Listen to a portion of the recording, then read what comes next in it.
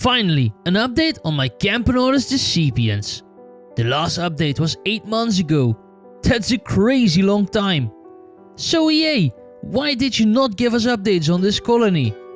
Well, there just was not much happening with this colony.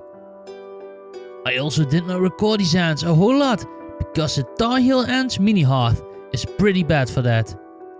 My overall experience with the mini hearth has not been that great. More on that later in this video. So, you are probably excited to see what the colony looks like now. But wait, before we do that, hey, you, new viewer, yes you, let me get you up to speed. I got this colony on the 14th of May from the Ant Lady, almost a year ago already. The colony arrived in perfect shape and they were very healthy. The growth of the decipiens was good and steady. It did not take long until they filled up the test tube and I needed to move them into a new setup. Since this is an American species, I chose an American-made nest. This Tar Heel Ants mini hearth. And since I made such a nice montage of the video, I will have no shame and show it again.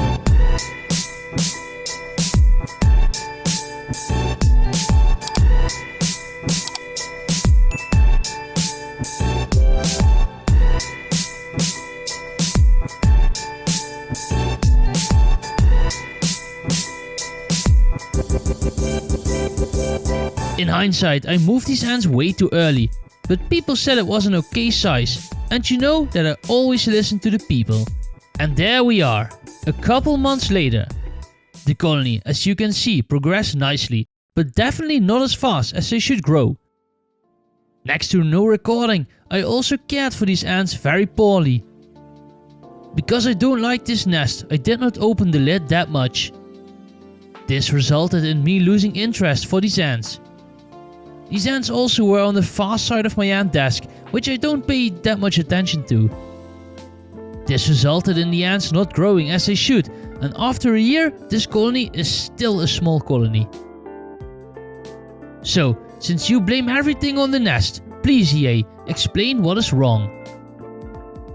Because you can't just insult every American ant keeper ever without some arguments.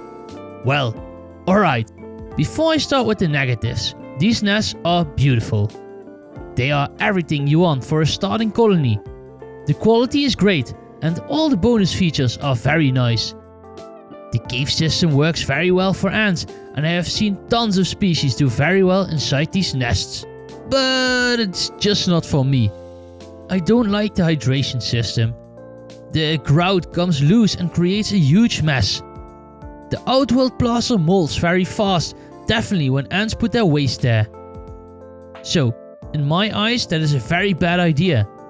The cave is pretty deep, so your ants are very dark, making it hard to see them and even harder to record. The nest mate completely sucks. When you need to fill it up, the ants escape. And also the nest stinks, because of the insect juices seeping into the plaster. Maybe it is bad luck. Maybe I'm doing something wrong.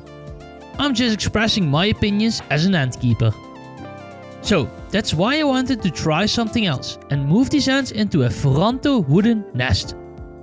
I asked around in the community and they said it should work out, so I connected the mini hearth to the wooden ant nest and waited for the ants to move.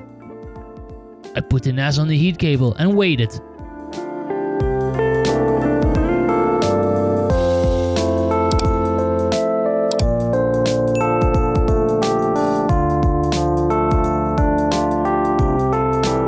A couple of hours later, the brood was already moved by the workers. This makes sense, since they want to put the brood in the warmest place available. I was already in love with the look of these ants inside a wooden nest. A day later I saw this.